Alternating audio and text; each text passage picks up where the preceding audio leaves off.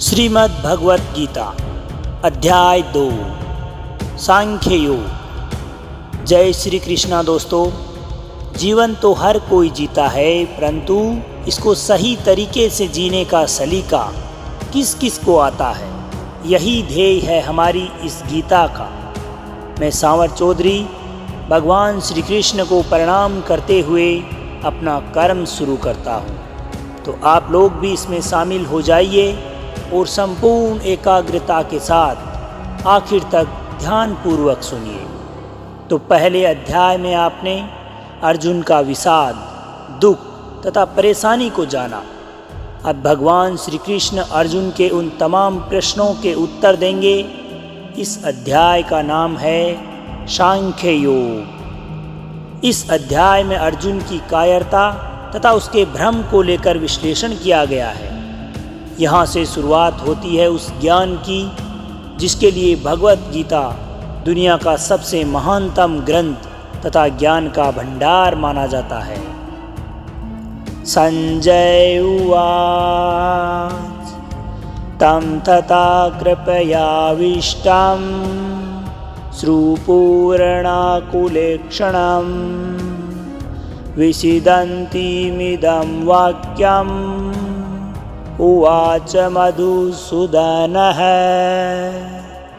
संजय कहते हैं, उस प्रकार करुणा से युक्त, आंसुओं से परिपूर्ण तथा व्याकुल नेत्रों वाले शोक युक्त उस अर्जुन को भगवान देखते हैं। अर्जुन दुख से घिरा हुआ है, आशा खत्म हो चुकी है और हिम्मत टूट चुकी है, तथा ऐसे में कृष्ण उसे समझाना शुरू करते हैं। दोस्तों, जहाँ युद्ध का वर्णन होना चाहिए था, वहाँ दुख और विषाद का माहौल है। अर्जुन की आंखों में आंसू तथा मन में निराशा है। ये बहुत ही हैरानी की बात थी। धृतराष्ट्र या संजय कोई भी ऐसी आशा नहीं कर रहे थे। अर्जुन का दुख देखकर श्री कृष्ण जवाब देने के लिए तैयार होते हैं। दोस्तों, यही है गीता। अर्जुन या हम सब की शंका और ईश्वर या कृष्ण का ज्ञान। श्री भगवानुवाच कुतस्त्वाकस्मलमिदं विस्मे सम उपस्थितम् अनार्यजुष्टं सौरज्ञं कीरतिकरणमर्जुन। श्री कृष्ण भगवान कहते हैं कि हे अर्जुन, तुझे इस समय यह इस प्रकार का मोह कैसे प्राप्त हुआ, क्या प्रयोजन से प्राप्त हुआ? क्योंकि यह ना तो श्रेष्ठ मनुष्यों का गुण है, ना स्वर्ग को देने वाला है, और ना ही कीर्ति को प्राप्त करने वाला है। युद्ध के समय ऐसी शंका, ये तो असमय है। दोस्तों, इस प्रकार अपने शत्रु के प्रति मोह दिखाने का अर्जुन जैसा वीर योद्धा कैसे साहस कर सकता है? श्री कृष्ण भगवान बोलते हैं कि हे अर्जुन, तुझे इस समय यह इस प्रकार का मोह कैसे प्राप्त हुआ, क्या प्रयोजन से प्राप्त हुआ? क्योंकि ये ना तो श्रेष्ठ मनुष्यों का गुण है, ना ही स्वर्ग को देने वाला है, और ना कीर्ति करने वाला। युद्ध के समय ऐसी शंका, ये तो असमय है। दोस्तों, इस प्रकार अपने शत्रु के प्रति मोह दिखाने का अर्जुन जैसा योद्धा कैसे साहस कर सकता है? अपने कर्म से, मोह या किसी अन्य वजह से हम अपना मुंह मोड़कर बैठ जाएं, तो यह कदापि उचित नहीं है और ना ही इसका कोई लाभ होता है। क्लेब्यमस्मगं पारत नेतर्तव्युपद्यते क्षुद्रं हृदय दौर्बल्यं त्यक्तोत्तिष्ठप्रन्तत। श्री कृष्ण समझा रहे हैं कि हे अर्जुन, तू नपुंसकता को मत प्राप्त हो। अगर तू युद्ध के लिए आया है तो युद्ध कर, ऐसे डर मत। तेरे जैसे धनुर्धर के लिए इस प्रकार से डरना कदापि उचित नहीं है। यह तुम्हें शोभा नहीं देता कि इस तरह से मन की कमजोरी दिखाओ। दोस्तों, श्री कृष्ण का यहाँ नपुंसकता का अर्थ है शक्तिहीनता, कमज़ोर हो जाना, युद्ध से मुंह मोड़ लेने वाली बात कर रहे हैं। अर्थात जो धर्म कहता है उसके अनुसार कर्म तो करना ही चाहिए। स्वयं को कमज़ोर मानकर कर्म को छोड़ देना यह कभी भी उचित नहीं है। इसलिए बुरे समय में जब कभी हमें कोई भी आशंका सताए तो यही बात हमें सदैव याद रखनी चाहिए कि मन की दुर्बलता को छोड़ हमें सिर्फ अपने उस कर्म की ओर अग्रसर होना चाहिए जो हम करने के लिए आए हैं। अर्जुन उवाच कथं भीष्ममहं संख्ये द्रोणं च मधुसूदन इषुभिः प्रतियुत्तस्यामि पूजार्हा वरिसूदन। अर्जुन अपने मन में चल रही शंका स्थिति के बारे में कहते हैं कि हे मधुसूदन, मैं रणभूमि में किस प्रकार भीष्म पितामह और गुरु द्रोणाचार्य के विरुद्ध लड़ूं, जिनसे मैंने जीवन में सब कुछ सीखा है, जो मेरे लिए सबसे बड़े हैं, उन पर मैं कैसे बाण चला सकता हूँ माधव। और दोस्तों, यहाँ पर अर्जुन का कहने का तात्पर्य है जो कि असल में सुनने में गलत नहीं लगता। अर्जुन जिनकी पूजा करते हैं, जिन पूजनीय लोगों से आशीर्वाद प्राप्त कर वो बड़े हुए हैं, अपने पितामह या अपने गुरु पर वो बाण कैसे चला सकते हैं। लेकिन युद्ध का तो यही काम है। बाण शत्रु तथा अपने में भेद नहीं करता। जब वो चलता है तो प्राण लेने के इरादे से, जिसे करने में इस वक्त अर्जुन असमर्थ हो रहे हैं। गुरून् हत्वा हि महानुभावान् छिद्र्यो भोक्तं भिक्षिम्पिह लोके हत्वार्थकामास्तु गुरूनिहेव भुञ्जिये भोगान् रुधिरप्रदिग्धान्। दोस्तों, अर्जुन की दुविधा गलत नहीं लगती जब वह ऐसा कहते हैं कि इन महानुभाव गुरुजनों को ना मारकर मैं इस लोक में दीक्षा का अन्न खाकर भी जीना कल्याणकारी मानता हूँ। यहाँ पर अर्जुन कहते हैं कि इन गुरुजनों को मारकर इस दुनिया में किसी भी प्रकार का लाभ ले लूँ तो उसका क्या फ़ायदा है। अपने इन लोगों को मारकर उससे अर्थ, धन, लोभ, धन धान्य तथा ऐश्वर्य ये सब तो मैं प्राप्त कर लूँगा, लेकिन इन सब से मुझे क्या प्राप्त होगा। दोस्तों, अर्जुन ही नहीं, दुनिया में न जाने कितने ऐसे लोग हैं जिन्हें ये लगता है कि परिवार भी ना छूटे और मोक्ष भी प्राप्त हो जाए, परंतु ऐसा कदापि संभव नहीं है। न चेतद्विघ्नः कतरन्नुगर्यो यद्वा जयाम यदि वा नो जयेयुः यानेव हत्वा न जिजीविषाम सते अवस्थितः प्रमुखे धृतराष्ट्रः। अर्जुन कहते हैं कि हम यह भी नहीं जानते कि हमारे लिए युद्ध करना अथवा नहीं करना, इन दोनों में से कौन सा श्रेष्ठ है, अथवा यह भी नहीं जानते कि उन्हें हम जीतेंगे या वो हमको जीतेंगे। और जिन्हें हम मारना भी नहीं चाहते वही हमारे आत्मीय धृतराष्ट्र के पुत्र हमारे मुकाबले में खड़े हैं। भविष्य में क्या होगा ये तो कोई नहीं जानता। विधि ने क्या विधान लिखा है उसके बारे में किसी को कुछ नहीं पता, लेकिन वर्तमान में हम जो कुछ करना चाहते हैं इसका निर्णय सिर्फ हमारे पास होता है। हमारे कर्म सिर्फ और सिर्फ हमारे ही हाथ में है। तो क्या युद्ध जीतने हेतु अपनों को मारना ठीक है? अपने कर्म को पूरा करने के लिए हमें किस सीमा तक जाना चाहिए और किस सीमा को पार करना चाहिए? कार्पण्य दोषोपहत स्वभावः प्रछामि त्वाम धर्म समुड्डचेतः यच्छद्रेष्यानिश्चितं ब्रूहि तन्मे शिष्येस्ते अहं साधीमा त्वाम प्रपन्नम्। इसलिए कायरता रूप स्वभाव से आहत हुआ, धर्म के विषय में मोहित चित्त हुआ मैं आपसे पूछता हूँ कि जो साधन निश्चित कल्याणकारी हो वह मेरे लिए कहिए, क्योंकि भगवान मैं आपका शिष्य हूँ।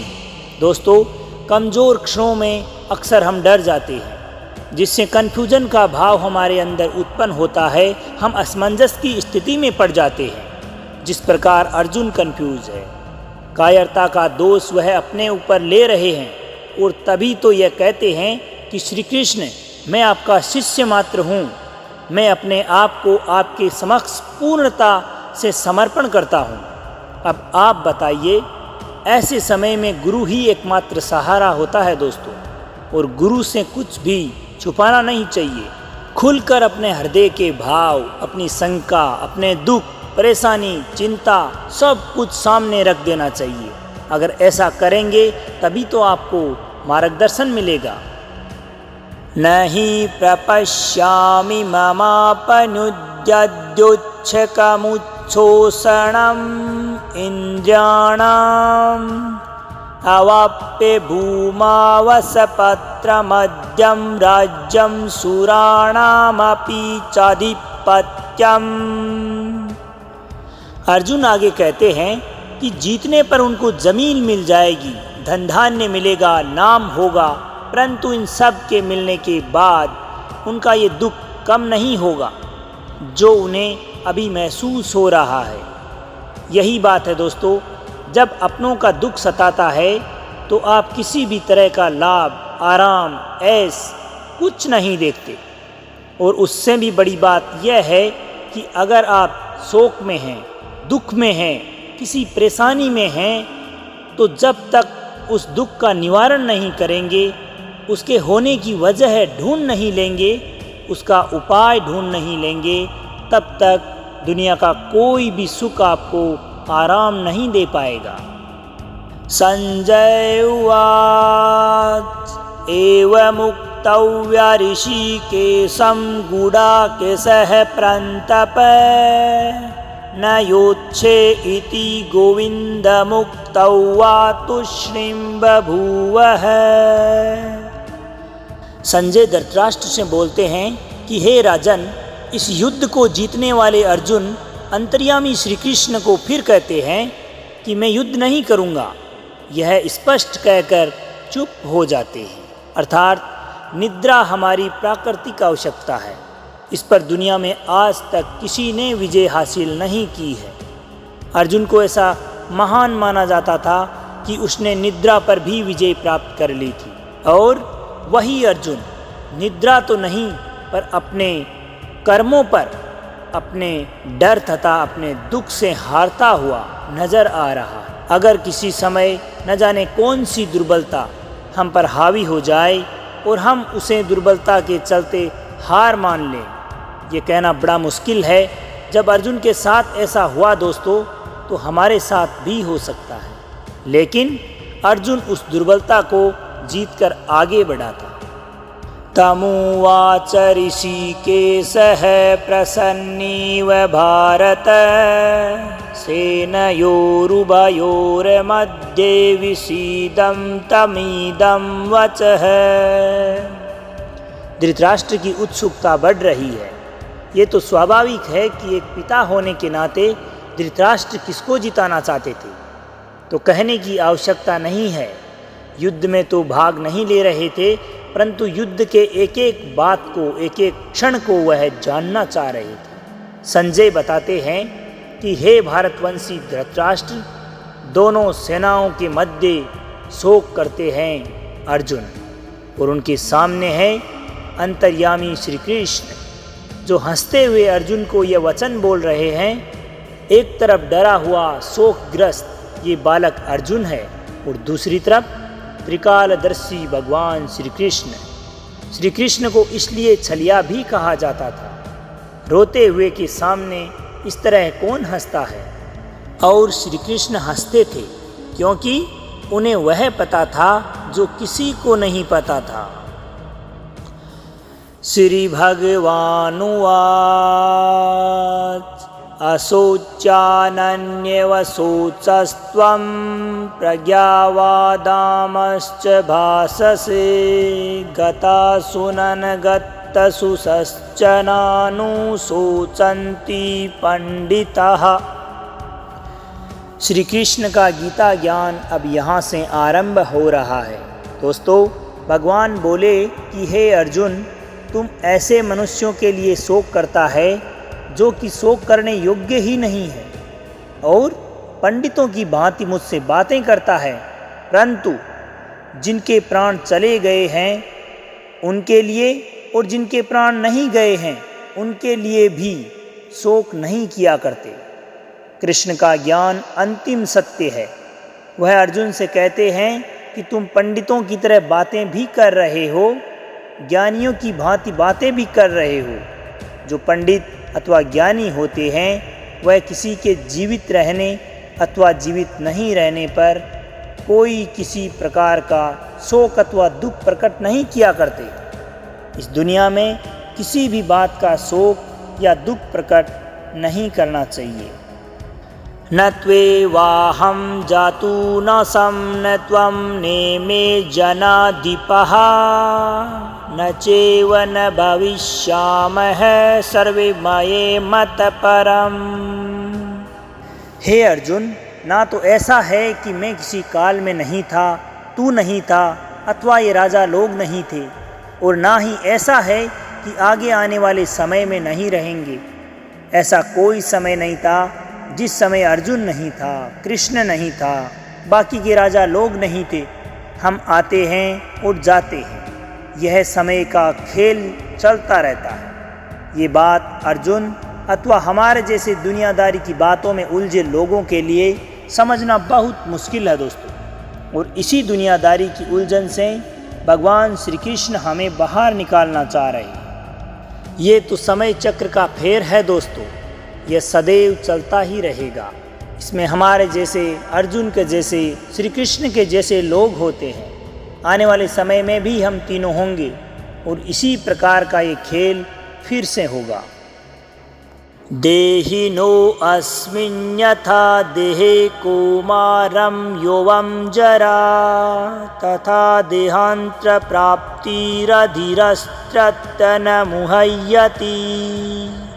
श्री कृष्ण जीवन का खेल समझाते हुए कहते हैं कि जिस प्रकार जीवात्मा इस हमारे शरीर में बालकपन में, यौवनावस्था में और वृद्धावस्था में होती है, उसी प्रकार दूसरे शरीर की प्राप्ति होती है। इस विषय में सोचकर जो धीर पुरुष होते हैं वो कभी विचलित नहीं होते। हमारी आत्मा तो वही रहती है, परंतु शरीर बचपन से लेकर बुढ़ापे तक सदैव बदलता रहता है, और इस प्रकार नए जन्म में पुनः नया शरीर मिलता है। दोस्तों, श्री कृष्ण कहते हैं कि इस प्रकृति का नियम ही बदलाव है। जो वर्तमान के क्षण में है वह अगले ही पल में बदल चुका होगा। आपको चाहे वह दिखे या ना दिखे, आप चाहे उसे महसूस करें या ना करें, परंतु बदलाव तो निश्चित है। जब बदलाव ही नियम है तो ऐसे नियम के लिए दुखी क्यों होना। और जो नहीं बदलता है उसे कहते हैं आत्मा। आत्मा की इस परिभाषा को ध्यान से समझ लीजिए कि मानव शरीर को मिला ऐसा अवयव जो अनंत काल तक नष्ट नहीं हो सकता, वही आत्मा है। शरीर बदलता है दोस्तों, परंतु आत्मा कभी नहीं बदलती, सदैव निरंतर बनी रहती है। मात्रा स्पर्शस्तु कौन्तेय शीतोष्णः सुख दुःखदः आगमापायिनो अनित्यस्ताम् अस्तिस्तिक्षः भारत। हे कुंती पुत्र, सर्दी गर्मी सुख दुख को देने वाले इंद्रिय और विषयों के संयोग की उत्पत्ति विनाशशील और अनित्य है। इसलिए हे भारत, उनको तू सहन कर। जिन्हें हमारी इंद्रियां महसूस करती है वह सर्दी गर्मी या सुख दुख तो सदैव आते जाते रहते हैं। इनमें कोई निरंतरता नहीं है, हमेशा नहीं रहते ये। उनके विषय से जुड़ कर के हमें भूख, नींद, सुख, दुख, सुकून, बेचैनी जैसी फीलिंग्स आती है। लेकिन ये सब हमारे शरीर से जुड़ी बातें हैं जो इस शरीर के साथ ही खत्म हो जाने वाली है। परंतु जो ख़त्म नहीं होता उसे कहते हैं आत्मा। यम ही न व्यथे अनन्यते पुरुषुम पुरुषरभ सम दुख सुखम धीरम सो अमृतत्वाय कल्पते। क्योंकि हे पुरुष श्रेष्ठ, दुख सुख को एक समान समझने वाले जिस धीर पुरुष को यह इंद्रिय तथा विषयों के संयोग व्याकुल नहीं करते, वह मोक्ष के योग्य होता है। जो दुख सुख को बराबर समझे, दोनों हालातों में एक समान रहे, वही जीवन में आगे बढ़ता है और सदैव खुश रहता है। चाहे जितनी भी आपकी आयु हो, जीवन में पीछे मुड़कर देखिए, न जाने कितनी ही बार आप सुख दुख से होकर गुजरे होंगे। कभी बेतहासा खुशी हुई होगी तो कभी किसी नुकसान का, किसी के अपने के चले जाने का गम हुआ होगा, जिस पर आप फूट फूट कर रोए भी होंगे। और आगे आने वाले जीवन में भी ऐसा होता ही रहेगा। जिस प्रकार शीतल जल वाली नदी में अनेकों प्रकार के प्रदूषक कारक सम्मिलित हो जाते हैं, परंतु फिर भी उसका पानी एक स्थान पर ठहरता नहीं है, वह एक समान वेग से निरंतर बहती रहती है। उसी प्रकार ज्ञानी मनुष्य इस बात को मानते हैं कि जीवन में दुख सुख तो आते जाते रहते हैं, क्योंकि ये जीवन भी एक प्रवाह है, उस नदी के जल के समान, जो कभी एक स्थान पर ठहराव नहीं करती। इसलिए दोस्तों, जीवन में आने वाले सुख दुख कठिनाइयों का शोक कभी नहीं करना चाहिए। नास्तो विद्यते भावो न भावो विद्यते सतः उभयोरपि द्रष्टो अनंत सत्वनयो अस्तत्वदर्शिभिः। श्री कृष्ण कहते हैं कि असत्य वस्तु की तो कोई सत्ता ही नहीं है और सत्य का अभाव नहीं। इस प्रकार इन दोनों ही तत्वों को तत्वज्ञानी पुरुषों द्वारा देखा गया है। दोस्तों, जो झूठ है, असत्य है, उसका कोई मूल्य नहीं है। मूल्य है तो सिर्फ सच्चाई का।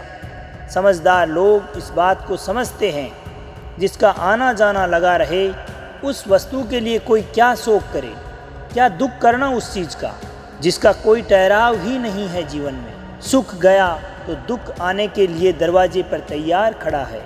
एक के लिए दुख करेंगे तो आने वाली अच्छी खबर के लिए हमें खुशी भी होना पड़ेगा। लेकिन अगर आप ज्ञान को समझें तो पाएंगे कि ये दोनों ही भाव झूठे हैं। अपने जीवन में इन दोनों ही भावों का कोई मूल्य नहीं। अगर मूल्य है तो सिर्फ सच्चाई का, अर्थात आत्मा का, जो निरंतर है, तो केवल और केवल यही सत्य है। अविनाशी तु तद्विद्धि येन सर्वमिदं ततं विनाशं व्ययस्येन कश्चित् कर्तुमर्हति। नाश रहित तो तू उसको जान जिससे ये संपूर्ण जगत दृश्य वर्ग व्याप्त है।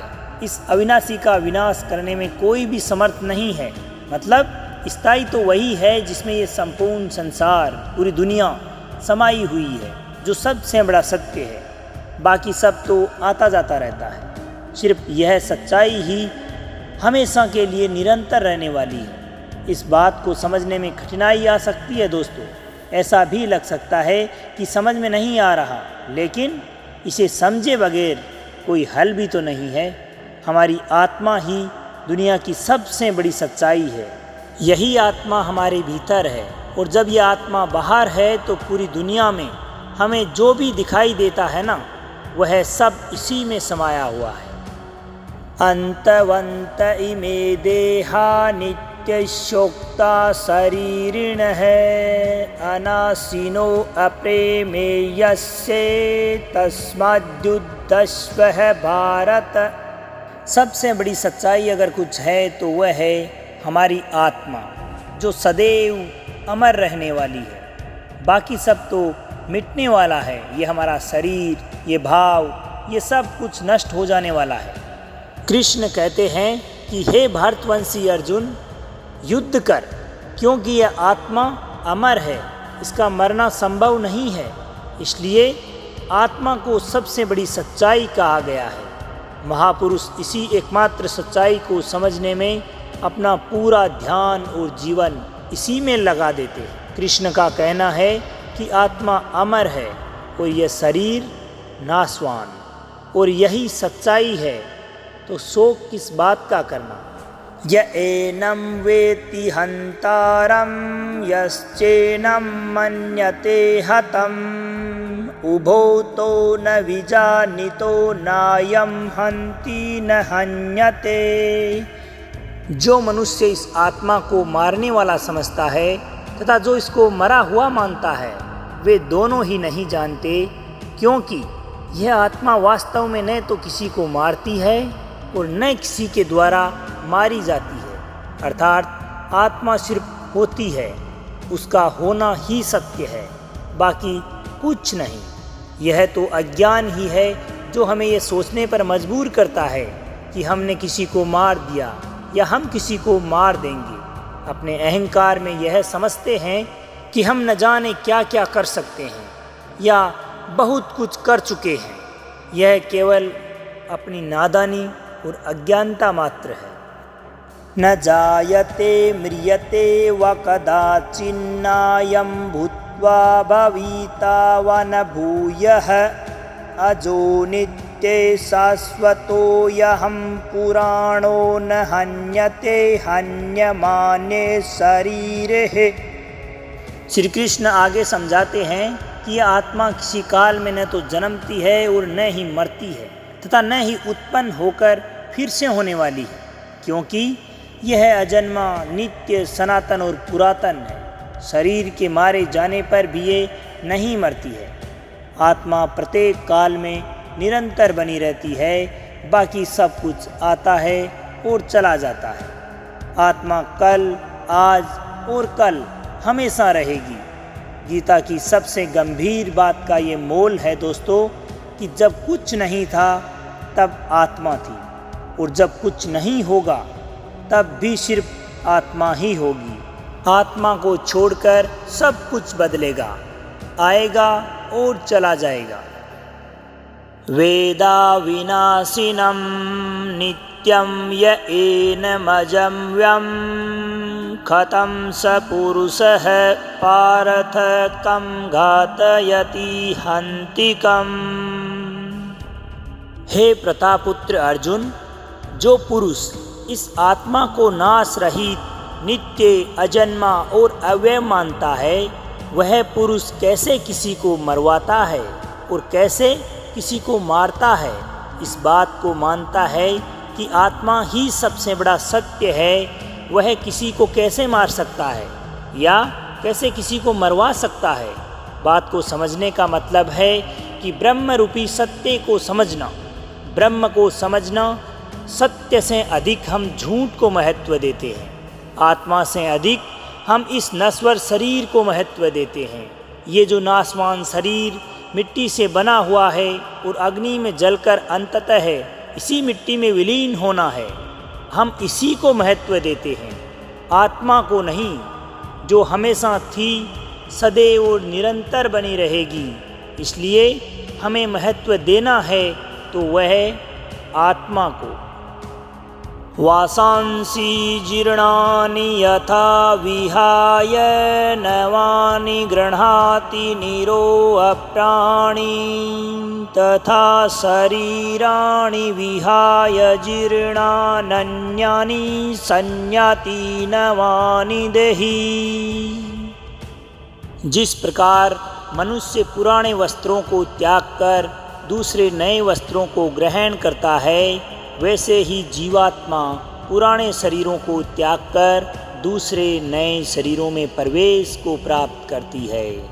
मतलब आत्मा छोड़कर बाकी सब कुछ बदलता है, एकदम उसी प्रकार जिस प्रकार हम वस्त्र बदलते हैं। पुराने कपड़ों के फट जाने पर, उनके धागे धागे अलग हो जाने पर उनको जिस प्रकार से छोड़ दिया जाता है, त्याग दिया जाता है, उसी प्रकार अलग अलग कारणवश जब मृत्यु होती है और शरीर जीने लायक नहीं रहता, तब आत्मा और शरीर दोनों पृथक पृथक हो जाते हैं। अर्थात आत्मा इस नश्वर शरीर से अलग हो जाती है और किसी नव शरीर में प्रवेश कर जाती है। नैनं छिदन्ति शस्त्राणि नैनं दहति पावकः न चैनं क्लेदन्त्यापो न शोष्यति मारुतः। इस आत्मा को शस्त्र नहीं काट सकते, इसको आग नहीं जला सकती, इसको जल नहीं गला सकता और वायु इसको कभी सुखा नहीं सकती। आत्मा कोई वस्तु नहीं जो कट जाए, जल जाए, सूख जाए। आत्मा के इसी स्वरूप को श्री कृष्ण ने समझाते हुए यह बताया है कि जिस प्रकार कपड़ा फट जाता है, गल जाता है, उसी की भांति अगर आप आत्मा को किसी वस्तु समझते हो तो यह आपकी भूल है। उस आत्मा को आप दुनिया की किसी भी तुलनात्मक चीज़ से तुलना मत कीजिए। आत्मा किसी के जैसी नहीं, उसका कोई दूसरा उदाहरण संभव ही नहीं है। आत्मा अपने आप में विशेष और अनूठी है। वह हमेशा पहले भी थी और आगे भी निरंतर बनी रहेगी। अच्छेद्यो अयम दाह्यो अयम क्लेदो अशोष्येव च नित्य सर्वगतः स्थाणुरचलो अयम सनातनः। क्योंकि यह आत्मा अछेद्य है, इसमें छेद नहीं किया जा सकता। यह आत्मा अद्वैय है, इसे जलाया भी नहीं जा सकता। अकलेद्य अर्थात इसको गीला कर पाना असंभव है और निसंदेह अशोष्य है, मतलब इसको सुखाया भी नहीं जा सकता। यह आत्मा नित्य सर्वव्यापी अचल स्थिर रहने वाली और सनातन है। सनातन मतलब क्या होता है दोस्तों? जो हमेशा से है और सदैव निरंतर बना रहेगा। आत्मा यही है। कृष्ण यह बात बताना चाहते हैं कि हम तो नश्वर है, हमारा जो शरीर है यह नाशवान है। इस पर ज़्यादा ध्यान देने की आवश्यकता नहीं है। हमें समझना चाहिए आत्मा को, जिसका नाश नहीं होता, तभी हमें मुक्ति मिलना संभव हो सकती है। वरना मोह और दुविधा में हम निरंतर फंसे रह जाएंगे, जैसे कि अभी अर्जुन फंसे हुए हैं दोस्तों, और अपना कर्म करने के लिए तैयार तक नहीं। अव्यक्तो अयम चिन्यतो अयम विकारयो अयमुच्यते तस्मादेवं विदित्वेनं नानुशोचितुमर्हसि। यह आत्मा अव्यक्त है, यह आत्मा अचिंत्य है और यह आत्मा विकार रहित कही जा सकती है। आत्मा में कभी कोई कमी नहीं होती दोस्तों। श्री कृष्ण आगे कहते हैं कि हे अर्जुन, इस आत्मा को उपर्युक्त प्रकार से जानकर तू शोक करने के योग्य नहीं है, अर्थात तुझे शोक करना उचित नहीं। आत्मा को व्यक्त इसलिए नहीं किया जा सकता क्योंकि इस आत्मा को हम अपने इंद्रियों से नहीं समझ सकते। इंद्रियां इस दुनिया के लिए है और जो वस्तुएं दुनिया में होती है उन्हीं का अनुसरण करते हुए ये इंद्रियां उनका ज्ञान हमें करवाती है। इंद्रियों से हम सुख, दुख, सर्दी, गर्मी, किसी को छूना, खाना, पीना, खट्टा, मीठा, स्वाद को चखना, ये तमाम प्रकार की जो क्रियाएं हैं इन्हीं को हम महसूस कर सकते हैं, परंतु आत्मा इन सब से परे है। अथ चैनं नित्यजातं नित्यं वमन्यसे मत्रं तथापि त्वं महाबाहो नैवं शोचितुमर्हसि। आत्मा का ये ज्ञान श्री कृष्ण अर्जुन को इसलिए दे रहे हैं कि जिनके लिए वह शोक कर रहा है, दुखी हो रहा है, वह व्यर्थ है। कृष्ण समझाते हैं कि हे अर्जुन, यदि तू इस आत्मा को सदा जन्मने वाला तथा सदा मरने वाला मानता है तो भी हे महाबाहु, तू इस प्रकार शोक करने योग्य नहीं है। अर्जुन, अगर आत्मा को जन्म लेने वाली तथा मरने वाली मानता है तो भी शोक करने का कोई प्रयोजन नहीं है। अगर अर्जुन आत्मा को शरीर की ही भांति जन्म लेने वाला तथा मृत्यु को प्राप्त होने वाला समझता है तो फिर भी युद्ध में मरने वालों के लिए शोक करने का कोई औचित्य नहीं है। जातस्त हि ध्रुवो मृत्युर्ध्रुवं जनमृतस्य च तस्मादपरिहार्यार्थेन त्वं शोचितुमर्हसि। श्री कृष्ण कहते हैं कि हे अर्जुन, अगर तू जानता है कि जो जन्म लेने वाला है उसकी मृत्यु निश्चित है और मरने वाले का जन्म होना भी निश्चित है, तो इससे तुम्हारा शोक करने के विषय पर तो कोई औचित्य ही नहीं। जन्म और मरण एक दूसरे से जुड़े हुए हैं। जिनने जन्म लिया है उनकी मृत्यु निश्चित है, तो फिर मरने वाले के लिए शोक क्यों? उसका मरना तो जन्म के साथ ही निश्चित हो चुका था। श्री कृष्ण आगे कहते हैं कि न जाने कितनी ही बार उन बातों के लिए शोक करते हैं जिनका होना निश्चित है, तो इसमें तो कोई समझदारी नहीं है। जो पहले से तय है वह तो होगा ही, और जो होना ही है उसके लिए शोक किस लिए करना?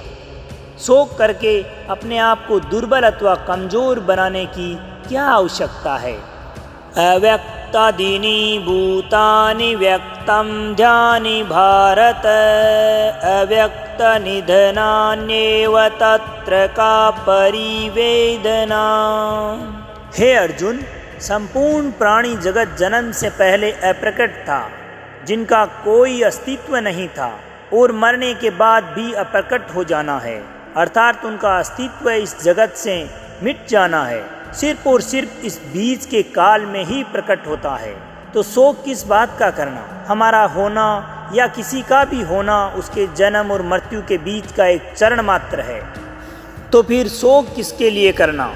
अचानक से जन्म होता है, जब कोई नहीं था तो एक नया खिलखिलाता हुआ जीवन आता है, खुशियाँ लिए हुए, लेकिन उसके आने के साथ ही किसी के जाने का भी समय हो जाता है। तो ये तो हो ही नहीं सकता कि हम अच्छे के लिए खुशियाँ मनाएं और बुरे के लिए शोक करें। जीवन के सत्य को हमें मानना ही पड़ेगा। आश्चर्यवत् पश्यति कश्चिदेनम् आश्चर्यवदति तथैव चान्यः आश्चर्यवच्चैनमन्यः शृणोति श्रुत्वाप्येनं वेद न चैव कश्चित्। कोई एक महापुरुष ही इस आत्मा को आश्चर्य की भांति देखता है, और वैसे ही दूसरा कोई महापुरुष इसके तत्व को आश्चर्य की भांति वर्णित करता है, तथा दूसरा कोई आदि पुरुष इसे आश्चर्य की भांति सुनता है, और कोई कोई तो सुनकर भी इसको नहीं जानता। आत्मा को समझ पाना बेहद बेहद और बेहद मुश्किल काम है दोस्तों। कुछ तो आत्मा के बारे में सुनकर हैरान भी होंगे कि ऐसा कैसे हो सकता है। कोई हैरान होकर आत्मा का वर्णन करेगा, और हम में से कई लोग ऐसे भी होंगे जो सुनकर इस बात को समझ ही नहीं पाएंगे। बात को समझने की कोशिश कीजिए दोस्तों। न जाने कितनी ही बार हम लोग ज्ञान की बातें सुनते हैं, और कुछ समय बाद जैसे ही उन बातों का प्रभाव हमारे मस्तिष्क पे कम होता है, हम वापस अपने मोह माया के काम में लग जाते हैं। दोस्तों, इस मोह माया के चक्कर से यदि आपको निकलना है तो आपको इस आत्मा रूपी ज्ञान को समझना ही पड़ेगा। देहि नित्यमवद्योऽयं देहे सर्वस्य भारत, तस्मात् सर्वाणि भूतानि न त्वं शोचितुमर्हसि। हे अर्जुन, यह आत्मा सबके शरीर में सदा ही अवध्य है, इस कारण संपूर्ण प्राणियों के लिए तू शोक करने योग्य नहीं है। अवध्य का मतलब है कि आत्मा का कोई वध नहीं कर सकता, कोई इसे मार नहीं सकता। जब आत्मा अपने आप में एक सत्य है तो तू शोक किस बात का कर रहा है? दोस्तों, सबसे बड़ी बात जो सामने निकल कर आती है कि इस आत्मा को समझें कैसे। इसको समझना ही मोक्ष की प्राप्ति को पाना है दोस्तों। सर्वधर्मं पिचाव्यक्षं न विकम्पितुमर्हसि, धर्म्याद्धियुद्धाच्छिद्रो नक्षत्रियस्या न विद्यते। श्री कृष्ण अर्जुन को याद दिलाते हैं कि अपने धर्म को देखकर भी तू भय करने योग्य नहीं है, अर्थात तुझे भय नहीं करना चाहिए। एक क्षत्रिय के लिए धर्म युक्त युद्ध करने से बढ़कर कोई भी कल्याणकारी कर्तव्य नहीं है। दोस्तों, कृष्ण कहते हैं कि यदि हमने किसी कार्य को करने का संकल्प ले लिया है तो फिर उसमें डरना नहीं चाहिए। पूरे तन मन और दृढ़ निश्चय से उस कार्य को पूर्ण करने में लग जाना चाहिए। ज्ञान की बात यह है कि निश्चय कर लेने के बाद डरने का कोई महत्व ही नहीं होता। उस कार्य को करना ही हमारा अंतिम ध्येय बन जाता है। यद्रच्छा चोपन्नाम स्वर्गद्वारं पावर्तं सुखिनः क्षत्रिया पारतः लभन्ते युद्धमिदृश्यम्। हे पार्थ, अपने आप प्राप्त हुए तथा खुले हुए स्वर्ग के द्वार के समान इस प्रकार के युद्ध को भाग्यवान क्षत्रिय लोग ही कर पाते हैं। युद्ध को, चुनौती को खुलेआम स्वीकार करने में ही सबसे बड़ी खुशी है। दोस्तों, श्री कृष्ण युद्ध को स्वर्ग का खुला हुआ द्वार बता रहे हैं। हमारे लिए भी ये बात इस प्रकार से लागू होती है कि अगर हमारे जीवन में कोई चुनौती आती है, कोई चैलेंज हमारे सामने आता है, तो उस चुनौती को हमें मोक्ष मानकर पूर्ण कर लेना चाहिए। क्षत्रिय वह है जो युद्ध में अपना धर्म निभाए। अगर आपकी कामना, आपका प्रयास आपके लिए युद्ध है, तो एक क्षत्रिय की तरह आपको भी अपने धर्म को पूरा करना चाहिए। अथ चेत्त्वमिं धर्म्यं संग्रामं न करिष्यसि ततः सर्वधर्मं कीर्तिं च हित्वा पापमवाप्स्यसि।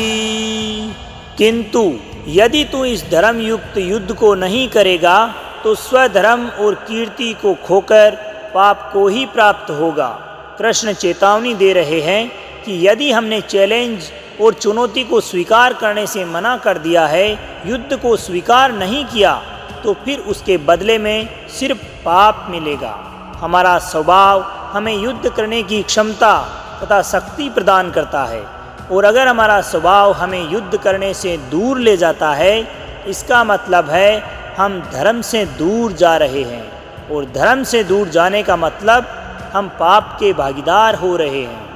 अकीर्तिं चापि भूतानि कथिष्यन्ति ते अव्यां संभावितस्य च कीर्तिर्मरणादतिरिच्यते। श्री कृष्ण अर्जुन से कहते हैं कि हे अर्जुन, सब लोग तुम्हारी अनंत काल तक रहने वाली अपकीर्ति का भी चिंतन करेंगे, और किसी भी माननीय पुरुष के लिए अपकीर्ति मृत्यु से बढ़कर है। यानी युद्ध करने से इनकार कर दिया तो उससे बड़ी बेइज्जती, उससे बड़ा अपमान और कुछ नहीं हो सकता। एक स्थिति में अगर कुछ लोगों की भीड़ में आप जाते हैं तो लोग आपको देखकर आपकी प्रशंसा करते हैं, और दूसरी स्थिति में यदि आप कहीं जाते हैं तो लोग आपको अपमान की दृष्टि से देखते हैं और आप अपनी ही नज़रों में गिर जाते हैं। आपको क्या स्वीकार है, यश और कीर्ति या बेइज्जती तथा अपमान? युद्ध को छोड़ देने का मतलब ही अपमान है।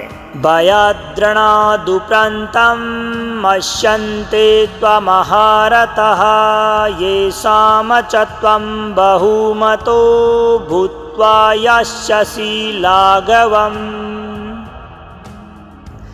अर्जुन, जिनकी दृष्टि में तू पहले बहुत सम्मानित होकर अब अगर लघुता को प्राप्त होगा तो वे महारथी तुझे युद्ध से हटा हुआ एक कायर मानेंगे। दोस्तों, अर्जुन को सभी एक महान योद्धा मानते थे, और अगर वह युद्ध से हट जाता तो उसको एक कायर मानते। अर्जुन हो या हम, युद्ध न करने में बहुत बड़ा अपमान होता है। अच्छा या बुरा, छोटा या महान, सब तुलना का खेल है। दोस्तों, इस खेल में हार जीत तो होती ही है। इसके अलावा युद्ध क्षेत्र में कौशल दिखाना भी एक बहुत बड़ी बात होती है, और यदि कोई युद्ध से ही मुंह मोड़ ले तो समाज में उसे कहीं स्थान प्राप्त नहीं होता। अवाच्यवादामश्च बहुन् वदिष्यन्ति तवाहितः निदन्तस्ताव सामर्थ्यं ततो दुःखन्त्रं नु किम्। आपके बैरी, आपके शत्रु, आपके विपक्षी तो सदैव केवल इसी ताक में रहते हैं कि कब आपकी निंदा कर सकें। युद्ध से भागकर उन्हें ऐसा मौका क्यों देना? हे अर्जुन, तेरे बैरी लोग तुम्हें युद्ध से भागा हुआ मानकर ना कहने वाले वचन भी कहेंगे और तुम्हारा अपमान भी करेंगे। तुम्हारे चारों तरफ ही देखिए दोस्तों, आपकी निंदा करने वाले लोगों की कोई कमी नहीं होगी। अगर ये मौका आप खुद ही उन्हें परोस देंगे तो सोचिए उन्हें कितनी खुशी होगी। तो फिर हमें ऐसा मौका उनको देने की क्या आवश्यकता है। हतो वा प्राश्यसि सौरगं जित्वा वा भोक्ष्यसे महीं तस्मादुत्तिष्ठ कौन्तेय युद्धाय कृतनिश्चयः। या तो तू युद्ध में मारा जाकर स्वर्ग को प्राप्त होगा अथवा संग्राम में जीतकर पृथ्वी का राज्य भोगेगा। इस कारण हे अर्जुन, तू युद्ध के लिए निश्चित करके खड़ा हो जा। आज की दुनिया में किसी भी बात को सोचकर देखिए दोस्तों, जब आप पूरे जी जान से खेल रहे होते हैं तब आप हार जीत की चिंता नहीं करते, क्योंकि आप अपना सब कुछ इस तरह झोंक चुके होते हैं कि जीतने पर नाम होता है तथा हारने पर भी आप दूसरों से सम्मान ही पाते हैं, क्योंकि आपने अपने धर्म के लिए युद्ध किया है। इसलिए चुनौतियों से कभी भी मुंह नहीं मोड़ना चाहिए। सुख दुखे समे कृत्वा लाभालाभो जया जयो ततो युद्धाय युजस्व नैवं पापं वाप्स्यसि। जय पराजय, लाभ हानि और सुख दुख को समान समझकर उसके बाद युद्ध के लिए तैयार हो जा। इस प्रकार युद्ध करने से हे अर्जुन तू पाप को प्राप्त नहीं होगा। दोस्तों, अगर आप अपनी चुनौतियों का सामना करने में अपना सर्वस्व लगा देते हैं तो जीतने पर तो सब कुछ आपको मिलता ही है, लेकिन हारने पर भी आपको कभी अफसोस नहीं होता, निराशा नहीं होती, क्योंकि आपके पास जो कुछ भी था वह आपने युद्ध में अथवा चैलेंज का सामना करने में लगा दिया। अब इस स्थिति को बड़े ध्यान से देखिए। युद्ध में सब कुछ लगा देने पर हार जीत में अंतर कम हो जाता है। यही बात श्री कृष्ण भगवान कह रहे हैं कि सदैव सुख तथा दुख को एक समान समझें तथा अपने कर्म में लगे रहें। अच्छा बुरा सबको एक समान मानकर सिर्फ और सिर्फ अपनी चुनौती को पूरा करने में लग जाइए। ऐसात्य अभिहिता सांख्ये बुद्धिरयोगे त्विमां शृणु बुद्ध्या युक्तो यया पार्थ करम बंधं प्रहास्यसि। हे पार्थ, ये बुद्धि तेरे लिए ज्ञान योग के विषय में कही गई है और अब तू इसको कर्म योग के विषय में सुन। दोस्तों, अब कृष्ण कर्म योग के बारे में बता रहे हैं। जिस बुद्धि से युक्त हुआ तू कर्मों के बंधन को भली भांति त्याग देगा, अर्थात सर्वथा नष्ट कर डालेगा। ज्ञान सोचने तथा समझने की बात है, लेकिन कर्म सच्चाई है, प्रैक्टिकल है। ये दोनों ही तरीके हैं आपको अपनी मंजिल या अपने लक्ष्य को प्राप्त करने के। यनेहाभिक्रम नाशो अस्ति प्रत्यवातो न विद्यते स्वल्पं पश्य धर्मस्य त्रायते महतो भयात्। इस कर्म योग में आरंभ का अर्थात बीज का नाश नहीं है, इसके विपरीत फलस्वरूप दोष भी नहीं है, बल्कि इस कर्म योग रूप धर्म का थोड़ा सा भी साधन जन्म मृत्यु रूप महान भय से रक्षा करवा लेता है। हर किसी मनुष्य के लिए योग का साधना का मार्ग संभव नहीं है। हमारे जैसे अधिकतर लोगों को कर्म योग अपनाना चाहिए। कर्म योग को भली भांति समझकर हम उस पर चलें तो कभी भी निराशा नहीं होगी। दोस्तों, इस कर्म योग को थोड़ा सा भी अगर समझ लें तो जन्म और मृत्यु के डर से हमेशा के लिए छुटकारा पा सकते हैं। व्यवसायात्मिका बुद्धिर्केः कुरु नंदन बहुसका हन्यन्ताश्च बुद्ध्यो अव्यवसायिनां। हे अर्जुन, इस कर्म योग में निश्चयात्मिकता बुद्धि एक ही होती है, किंतु अस्थिर विचार वाले विवेकहीन सकाम मनुष्यों की बुद्धियाँ निश्चय ही बहुत भेदों वाली और अनंत होती है।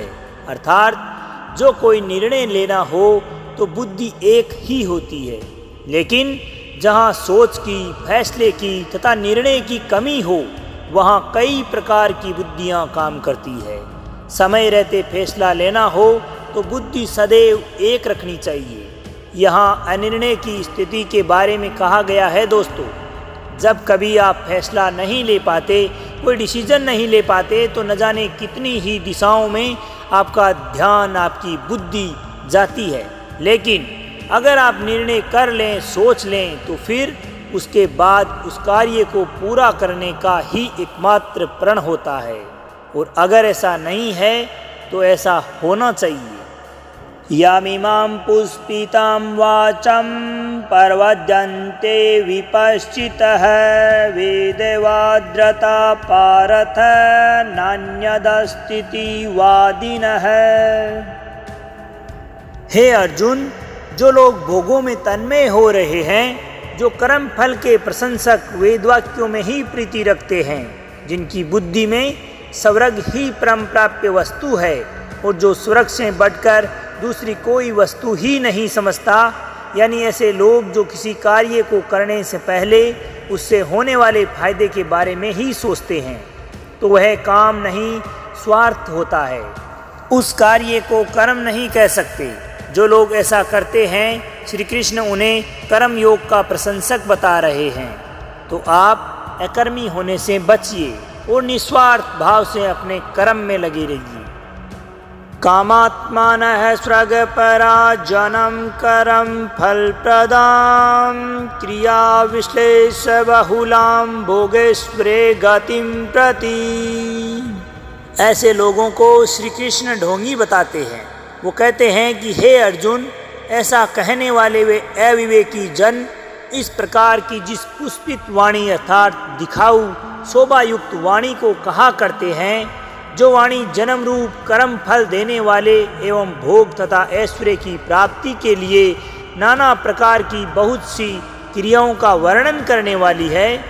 श्री कृष्ण के कहने का मतलब है कि वे तमाम लोग जो किसी कार्य को करने से पहले उसे प्राप्त होने वाले भोग, ऐश्वर्य, सुख, समृद्धि तथा तमाम प्रकार के फायदों के बारे में सोचकर अपनी वाणी का उपयोग करते हैं, बाहरी दुनिया में दिखावे के लिए कुछ बोलते हैं और अंदर कुछ करते हैं। इस प्रकार के ढोंगी मनुष्यों से सदैव बचना चाहिए। भोगेश्वरे प्रस्थानां तयापहत चेतसां व्यवसायात्मिका बुद्धि समादहो न विधीयते। जो लोग कर्म की बातें सिर्फ भोग और ऐश्वर्य के लिए करते हैं, जिनका ध्येय केवल भोग और ऐश्वर्य में ही है, उन पुरुषों की परमात्मा में निश्चयात्मक बुद्धि नहीं होती। यानी ऐसे लोगों का ध्येय केवल स्वार्थ होता है, अपना फायदा होता है। भगवान के नाम में सच्ची लगन नहीं होती। ऐसे लोगों की संगत से सदैव बचना चाहिए। इनकी पहचान होती है इनके नकारात्मक रवैये से। इनकी बातों से आपको साफ पता चलेगा कि इनको काम में कोई दिलचस्पी नहीं है, केवल और केवल उस काम से मिलने वाले फल में दिलचस्पी है। उस फल को भोगने मात्र में ही इनको रुचि होती है। त्रैगुण्ये विषा वेदा निस्त्रैगुण्यो भवार्जुन निर्द्वन्द्वो नित्यसत्त्वस्थो निर्योगक्षेम आत्मवान। हे अर्जुन, वेदों के कर्म कांड हमारी प्रकृति के 3 गुणों से जुड़े हुए हैं। इसलिए तू उन भोगों एवं उनके साधनों में आसक्तिहीन, हर्ष, शोध आदि द्वंद्वों से रहित नित्य वस्तु परमात्मा में स्थित योग तथा क्षेम को न चाहने वाला, अर्थात जो वस्तु तुम्हारे पास नहीं है उसे प्राप्त करने की लालसा तथा जो वस्तु तुम्हारे पास है उसे सुरक्षित रखने की कामना करने वाला और स्वाधीन अंतःकरण वाला बन। यहाँ पर कृष्ण अत्यंत कठिन लेकिन सबसे बड़ी बात कह रहे हैं। वह कहते हैं कि वेद भी मात्र 3 गुणों से ही समित है, उससे आगे वह भी नहीं जानते, और उससे आगे अगर कुछ है तो वह है कर्म योग। उनका कहना है कि कर्म करो, लेकिन उसमें आसक्ति तथा अपने सुख दुख से लगाव मत रखो, अर्थात कभी भी कर्म फल की इच्छा नहीं रखनी चाहिए। यावानर्थ उद्दीपाने सर्वतः संपलुप्तोदके तावान् सर्वेषु वेदेषु ब्राह्मणस्य विजानतः। बेहद बड़े जलाशय के प्राप्त हो जाने पर छोटे जलाशय में मनुष्य का जितना प्रयोजन रहता है, इस तरह से जिसने अगर ब्रह्म तत्व को समझ लिया तो उसके लिए वेदों की कोई आवश्यकता ही नहीं है। पोथी पढ़ पढ़ जगमुआ पंडित बयान कोई। पोथी अर्थात वेदों को पढ़ने से ही आपको सफलता मिलेगी, ये सोचना गलत है। कर्म योग तो उस बड़े तालाब की भांति है कि अगर ये मिल गया तो छोटे तालाबों की आवश्यकता तो आपकी स्वतः ही खत्म हो जाएगी। कर्म का खेल इतना बड़ा है कि उसके सामने सब कुछ छोटा पड़ जाता है, लेकिन कर्म को आपको समझना पड़ेगा कि आखिर कर्म होता क्या है। कर्मण्येवाधिकारस्ते मा फलेषु कदाचन मा कर्म फलेतुर्भुर्मा ते संगोस्तौ कर्मणि। तेरा कर्म करने में ही अधिकार है, उससे प्राप्त होने वाले फल में कभी नहीं। इसलिए तू कर्म के फल की इच्छा से काम मत कर, और कभी ऐसा भी ना हो कि तू कर्म करना ही बंद कर दे। कर्म अवश्य करना है, परंतु फल के लिए नहीं। गीता के सबसे लोकप्रिय श्लोक में से इस श्लोक की गिनती होती है कि कर्म करना है, परंतु उसके फल के लिए नहीं, बल्कि अपने धर्म अथवा कर्तव्य के लिए करना है।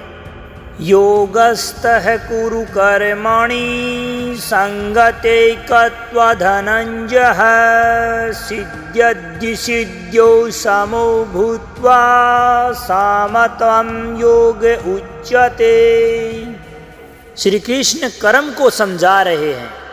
हे धनंजय, तू आसक्ति को त्याग कर सिद्धि और असिद्धि में समान बुद्धि वाला होकर योग में स्थित हुए कर्तव्य कर्मों को कर।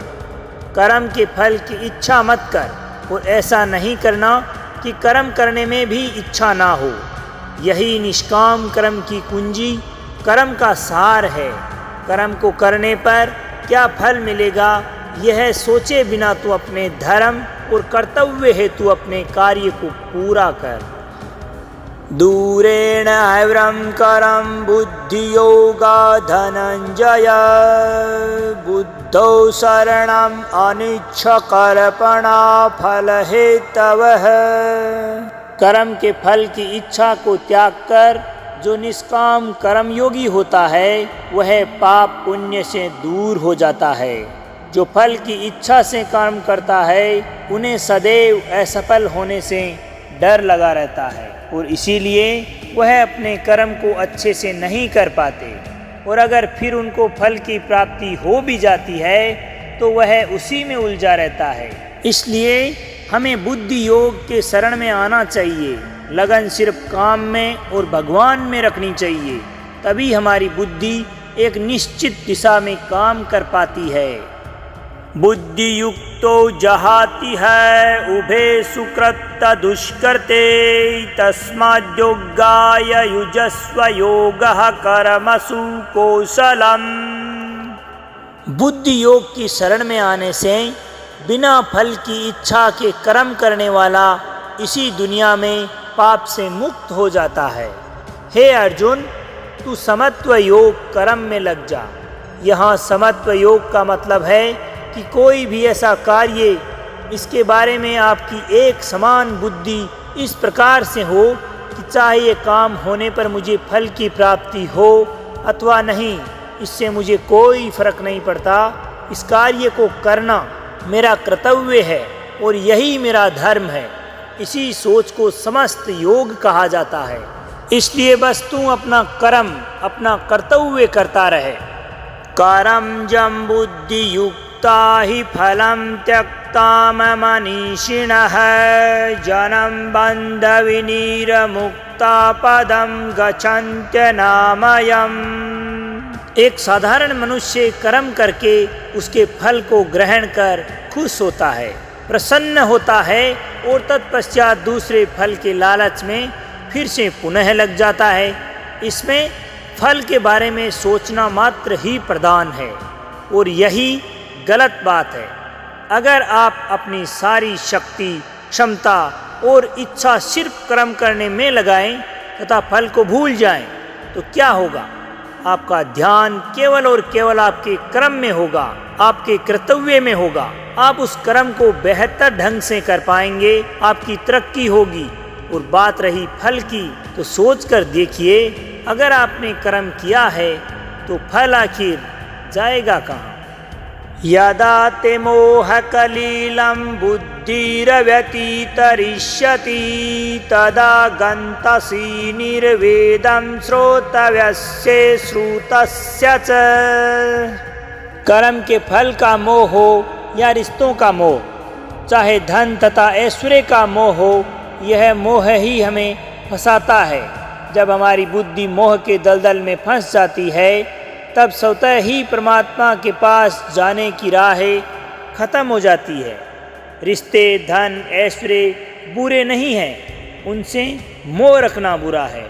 क्योंकि जब आपका लगाव इन वस्तुओं से हो जाता है तो आपकी सोचने की शक्ति कम हो जाती है, बुद्धि ठीक से काम नहीं करती, गलत निर्णय लिए जाते हैं। इसलिए इस मोह को बुरा बताया गया है। धृतराष्ट्र पुत्रों के मोह के कारण ही संपूर्ण महाभारत हुआ, या यूं कहे युधिष्ठिर के द्यूत अथवा जुए के मोह में उसका संपूर्ण राजपाट चला गया था। दोस्तों, यह उस समय की ही बात नहीं है। आप चाहे तो इस प्रकार के उदाहरण आपके आसपास में ही देख सकते हैं। श्रुति विप्रतिपन्नते यदस्तस्यति निश्चला समाधाचल बुद्धिस्ता योगम वाप्स्यसि। जितने प्रकार के लोग होते हैं उतने ही किस्म की बातें होती है, और जितनी बातें होती है उतने ही तरीके से हमारी बुद्धि सोचती है। जब दिमाग, बुद्धि एकाग्र होकर किसी एक कार्य में लग जाती है, उस कार्य को पूर्ण करना ही हमारा ध्येय बन जाता है, तो इसे ही योग, एकाग्रचित्ता अथवा कंसंट्रेशन कहते हैं। योग मुद्रा में एकाग्रचित्त होकर ध्यान करने को ही समाधि कहते हैं। और आपने किसी कार्य को पूर्ण कंसंट्रेशन के साथ अगर किया है, तो मैं दावे के साथ कह सकता हूँ कि वह कार्य अवश्य पूरा होगा। अर्जुन उवाच स्थिति प्रगस्य का भाषा समाधिस्तस्य केशव स्थितधि किं प्रभासेत किमासित व्रजेत किम।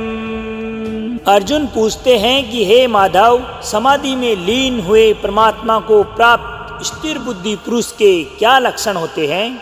वह स्थिर बुद्धि पुरुष कैसे बोलता है, कैसे बैठता है और कैसे चलता है? दोस्तों, आप यह जरूर जानना चाहेंगे। जो लोग अपने अपने क्षेत्र में सबसे ऊपर पहुंचते हैं, अव्वल आते हैं, उनकी सफलता का रहस्य क्या होता है? यही बात अर्जुन भी जानना चाहते हैं कि जो स्थिर बुद्धि वाले होते हैं वह अपनी बुद्धि को एक जगह लगा देते हैं। उन पुरुषों की पहचान क्या होती है? श्री भगवानुवाच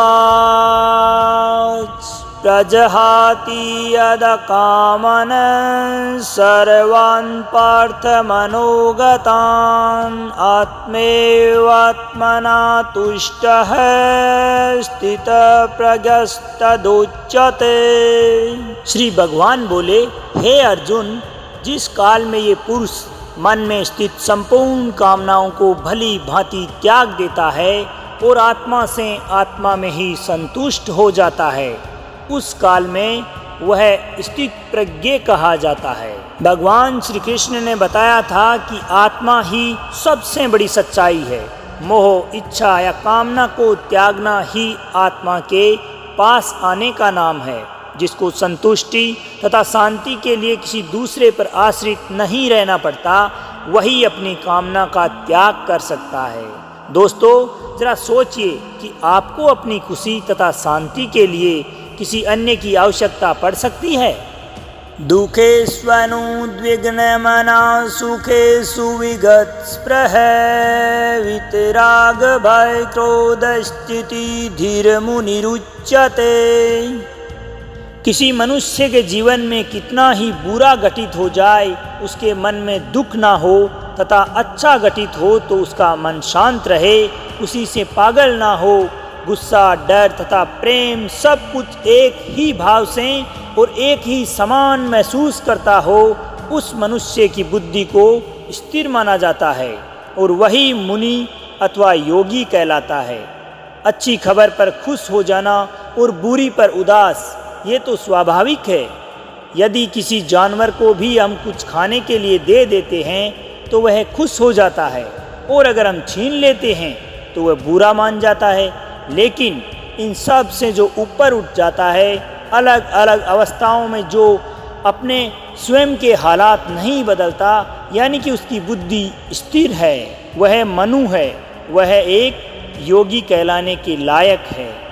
य सर्वत्रानभिस्नेहस्तप्ताय शुभाशुभं नाभिनन्दति न द्वेष्टि तस्य प्रज्ञा प्रतिष्ठता। जिसमें लगाव नहीं है, शुभ हो या अशुभ, अच्छा हो या बुरा, जो दोनों स्थितियों में एक समान देखता है, वही अपनी बुद्धि को स्थिर रखता है। इस श्लोक के माध्यम से श्री कृष्ण समझा रहे हैं कि अलग अलग स्थिति में किसी प्रकार से अपने आप को, अपनी बुद्धि को स्थिर रखा जाता है। कैसे हम संयम और धैर्य से अपने जीवन में अनुशासन ला सकते हैं, अन्यथा चारों तरफ या तो दुख का हाहाकार होगा या लोग खुशी के मारे झूम रहे होंगे। यदा संव्रते चायं कुर्मोऽङ्गनीव सर्वशः इन्द्रियाणीन्द्रियार्थेभ्यस्य तस्य प्रज्ञा प्रतिष्ठता। जिस प्रकार से कछुआ अपने अंगों को समेट लेता है, वैसे ही पुरुष जब इंद्रियों को इंद्रिय वशों से हटा लेता है, तब उसकी बुद्धि स्थिर हो जाती है। यानी इस दुनिया में रहते हुए भी दुनियादारी से अपने आप को बचाना ही बुद्धि को स्थिर रखता है। किसी के सामने आप स्वादिष्ट खाना रखें तो क्या वह अपने आप को रोक पाएगा? किसी के सामने अगर आप महंगे आभूषण तथा डिजिटल गैजेट्स रखें तो क्या वह अपने आप को इनसे दूर रख पाएगा? ना, ये संभव नहीं है दोस्त। इन सब को जो संभव कर दे, उसी की बुद्धि को स्थिर माना जाता है। आप अपने आप पर ही करके देखिए, दुनिया की वस्तुएं अगर आपको लुभा नहीं पाती है तो आप अपनी बुद्धि को नियंत्रण में ले आओगे। विषया विनिवृतन्ते निराहारस्य देहिनः रसव्रजं रसोपश्ये परं दृष्ट्वा निवर्तते। संभव है कि हम दुनिया के विषयों में रुचि लेना बंद कर दें, इससे हम दुनिया से दूर तो हो जाएंगे, लेकिन दुनिया के प्रति उनकी आसक्ति नहीं जाती। कहने का तात्पर्य है कि मन की इच्छा को समाप्त करना है, आसक्ति को खत्म करना है, और अगर ऐसा करना है तो बुद्धि स्थिर होगी। श्री कृष्ण कहते हैं कि मान लीजिए आप दुनिया की वस्तुओं को अगर ना भी बोल देते हैं तो भी क्या आपका मन उन्हीं में लगा हुआ है? आसक्ति, इच्छा को ही तो खत्म करना है, तभी तो मोह खत्म होगा, और इस दुनिया से लगाव को ही मोह कहते हैं। यत्तो यप्पि कौन्तेय पुरुषस्य विपश्चितः इंद्रियाणि प्रत्माथिनी हरन्ति प्रसभं मनः। हे अर्जुन, आसक्ति का नाश ना होने के कारण यह परिवर्तन स्वभाव वाली इंद्रियां प्रयास करते हुए बुद्धिमान पुरुष के मन को भी हर लेती है। कृष्ण समझा रहे हैं कि जहाँ पर भी आप अपनी इच्छा या आसक्ति खत्म नहीं करते, वहाँ इंद्रियां आपको अपने वश में कर लेती है। सोचिए, कितनी ही बार ऐसा होता है जब सुख अथवा दुख आपके हाथ में नहीं होते, परंतु आप सुख दुख के वश में हो जाते हैं। कभी हंसी नहीं रुकती तो कभी रोना नहीं, कभी भूख नहीं रुकती तो कभी नींद, और कभी काम वासना भी नहीं रुकती दोस्तों।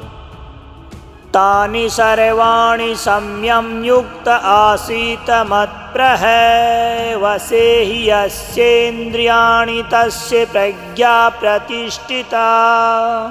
जब इंद्रियों को वश में करके उस परमात्मा का ध्यान लगाकर कोई बैठता है, अपने कर्तव्य में ध्यान लगाता है, तो उसी की बुद्धि स्थिर हो जाती है, वो परमात्मा या अपने लक्ष्य के समीप हो जाता है। तो अगली बार आप जब कुछ ऐसा करेंगे तो ध्यान देना कि वह काम आपकी इंद्रियां आपसे करवा रही है या आपका कर्म उसे करवा रहा है। आप खुद ही समझ जाएंगे कि श्री कृष्ण क्या कहना चाहते हैं। इंद्रियों के वश में न होकर उन्हें अपने वश में करना सीखें, आप अपनी बुद्धि को स्थिर कर पाएंगे। ध्यायतो विषयान् पुंसः संगतेषु उपजायते संगात् संजायते कामे कामात् क्रोधो विजायते। विषयों के बारे में अर्थात इच्छाओं के बारे में सोचते रहने से उसमें आसक्ति हो जाती है और आसक्ति से उन विषयों पर कामना उत्पन्न होती है और जब कामना पूरी नहीं होती तो क्रोध उत्पन्न होता है। जिस तरह ज़्यादा खाने से भूख बढ़ती है, ज़्यादा सोने से नींद बढ़ती है, इसी तरह अगर आप प्रत्येक क्षण अपनी इच्छाओं के बारे में ही सोचते रहते हैं तो आपकी इच्छाएं स्वतः ही बढ़ती है और आप बस उसी में फंसकर रह जाते हैं। इसे ही आसक्ति कहते हैं और आसक्ति के बढ़ने को कामना कहते हैं। कामना से गुस्सा उत्पन्न होता है और तत्पश्चात आप अपनी बुद्धि को खो बैठते हैं। क्रोधात् भवति सम्मोहः सम्मोहात् स्मृति विभ्रमः स्मृति भ्रंशाद् बुद्धिनाशो बुद्धिनाशात् प्रणश्यति।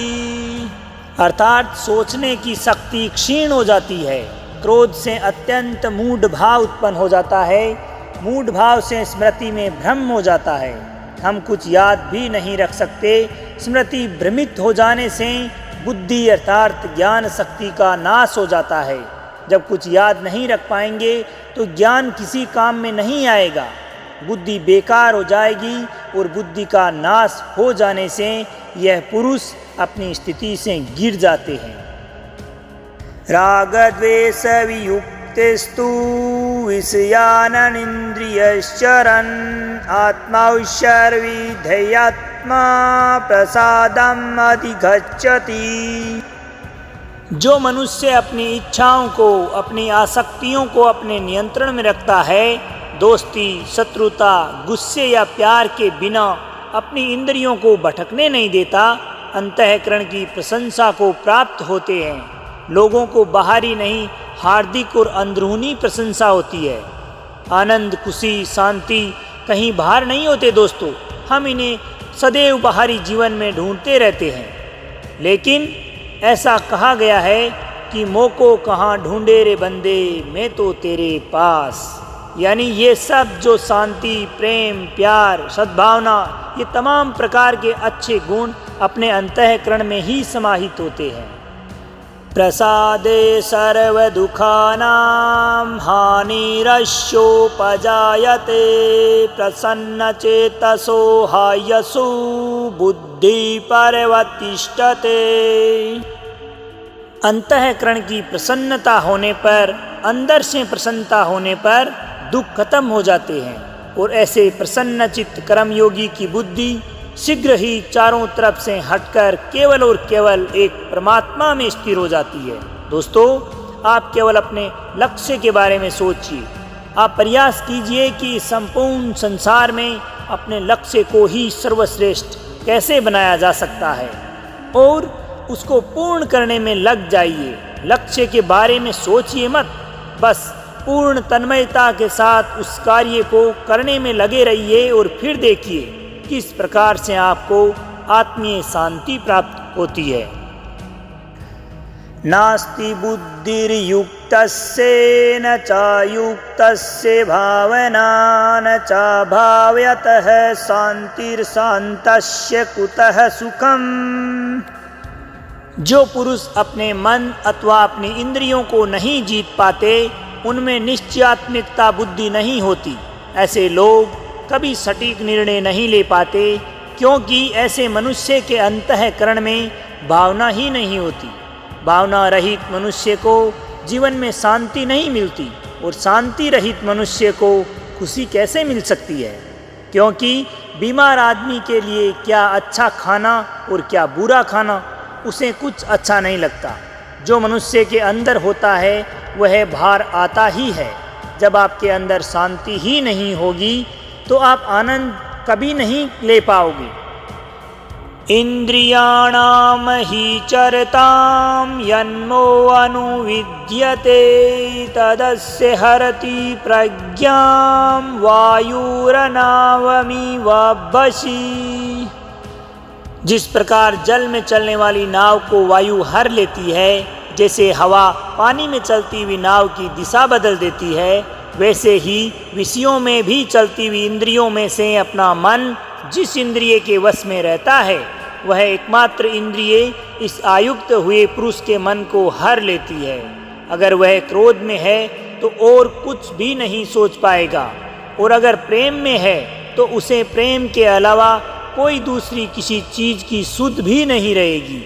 जिस भी इंद्रिय के वश में होगा उसे उसके अलावा कुछ भी समझ में नहीं आएगा। इन इंद्रियों के नियंत्रण से मुक्त होकर इन इंद्रियों को आप अपने नियंत्रण में रखिए। दोस्तों देखिए, आपके लिए क्या असंभव है, सब कुछ संभव हो जाएगा। तस्मादस्य महाबाहो निगृहीतानि सर्वशः इंद्रियाणीन्द्रियार्थेभ्यस्तस्य प्रज्ञा प्रतिष्ठिता। इसलिए हे महाबाहो, जिस पुरुष की इंद्रियों के विषय में सब प्रकार निग्रह की हुई है, उसी की बुद्धि स्थिर है। इस प्रकार जिस पुरुष ने अपनी इंद्रियां तथा इंद्रियों से होने वाली इच्छाओं को अपने नियंत्रण में कर लिया, अपने कंट्रोल में कर लिया, जिसका अपने इंद्रियों पर कंट्रोल है, उसी की बुद्धि स्थिर है। और अपनी बुद्धि हमारे ध्यान को ऐसी ऐसी जगह पर ले जाती है जहाँ पर हम उलझकर अपना असली मकसद भूल जाते हैं। बुद्धि सहारा लेती है हमारी इंद्रियों का। इसलिए अगर बुद्धि पर विजय प्राप्त करनी है दोस्तों, तो सर्वप्रथम अपनी इंद्रियों को वश में करना ही होगा। या निशा सर्वभूतानां तस्याम जागृति संयमी यस्याम जागृति भूतानि सा निशा पश्यतो मुनेः। संपूर्ण प्राणियों के लिए जो रात्रि के समान है, उस नित्य ज्ञान स्वरूप परमानंद की प्राप्ति में स्थित प्रज्ञ योगी जागता है। और जिस नाशवान सांसारिक सुख की प्राप्ति में सब प्राणी जागते हैं, परमात्मा के तत्व को जानने वाले मुनि के लिए वह रात्रि के समान है। दोस्तों, श्री कृष्ण की ये बात बहुत गहरी है, लेकिन आपको समझनी ही पड़ेगी। जो हम सब के लिए रात है, उस रात में योगी परमात्मा के लिए, ज्ञान के लिए जागता है, साधना तथा तपस्या करता है। और जो सबके लिए सांसारिक सुख है, जिसके लिए संसार में हर कोई जागता है, वह तमाम सुख एक योगी के लिए रात्रि की भांति है। जब सब लोग सो रहे होते हैं तो एक मेहनती बच्चा रात भर जागकर पढ़ाई करता है, और फलस्वरूप वह बच्चा अपनी क्लास में अव्वल आता है। अपूर्यमाणं चल प्रतिष्ठं समुद्रमापः प्रविशन्ति यदत् तदत् कामायं प्रविशन्ति सर्वेश शान्तिमाप्नोति न कामकामी। जिस प्रकार से नाना प्रकार की नदियों के जल सब ओर से परिपूर्ण अचल प्रतिष्ठा वाले समुद्र में उसको विचलित न करते हुए समा जाते हैं, वैसे ही सब भोग उस स्थिति प्रज्ञान पुरुष में किसी भी प्रकार का विकार उत्पन्न किए बिना समा जाते हैं। वही पुरुष परम शांति को प्राप्त होता है, भोगों को चाहने वाला नहीं।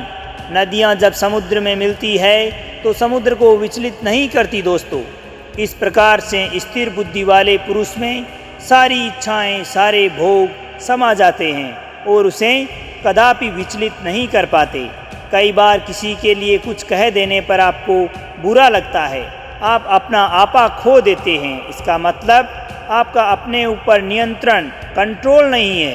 ऐसा समुद्र बनिए जिसमें कोई भी नदी विलीन होने पर समुद्र को कोई प्रभाव ना पड़े, किसी भी तरह की कोई कमेंट आपको कभी जीवन में विचलित न कर पाए। विहाय कामान्य सर्वान् पुम आश्चरति निस्पृह निर्ममो निरहंकार स शांतिमधिगच्छति। जो पुरुष संपूर्ण कामनाओं को त्याग कर ममता रहित, अहंकार रहित और स्पृह रहित होकर विचरता है, वही शांति को प्राप्त होता है, अर्थात उसी को शांति प्राप्त होती है। कामना का तथा इच्छा का त्याग करना है, उसे मोह नहीं रखना है और ना ही घमंड करना है। इस संसार में रहते हुए भी संसार से अलग रहना है। ऐसे ही इंसान को जीवन में शांति प्राप्त होती है। कामयाब वही लोग होते हैं जो बिना परेशान हुए अपनी धुन में आनंद के साथ अपने काम में लगा रहता है। सफलता सदैव उसी के पांव चूमती है। ऐसा ब्राह्मी स्थिति पारथ नैनां प्राप्य विहुम्यति स्थित्वा श्यामंत काल्यापि ब्रह्म निर्वाणमच्छति। हे अर्जुन, यह ब्रह्मा को प्राप्त हुए पुरुष की स्थिति है। इसको प्राप्त होने पर योगी कभी मोहित नहीं होता और अंतकाल में भी इस ब्रह्म स्थिति में स्थित होकर ब्रह्मानंद को प्राप्त हो जाता है। दोस्तों, श्री कृष्ण अर्जुन को बता रहे हैं कि जो पुरुष यह सब करने में सफल होता है, उसी को ब्रह्म की प्राप्ति होती है। ब्रह्म का अर्थ है सबसे बड़ा सत्य, जिससे आगे कुछ भी नहीं होता। कृष्ण कहते हैं कि यह जो सारे लक्षण है, यह उन लोगों की है जो अपनी बुद्धि को स्थिर रखकर अपने लक्ष्य को प्राप्त करते हैं। स्वाभाविक है कि यदि इन वचनों को हम भी अपने जीवन में उतार लें तो हम भी अपने लक्ष्य से कभी दूर नहीं रहेंगे। दोस्तों, ये था गीता का दूसरा अध्याय, सांख्य योग। इस अध्याय में श्री कृष्ण ने कर्म के बारे में समझाया, अपने कर्म के प्रति हमारे उत्साह को बढ़ाया और यह समझाया कि केवल और केवल अपने काम को पूर्ण करने में ही ध्यान रखना चाहिए और किसी बात में नहीं। तो अब आज्ञा दीजिए अपने मित्र सांवर चौधरी को अगले अध्याय में फिर से मुलाकात करते हैं। जब तक के लिए प्रेम से बोलिए श्री राधे राधे।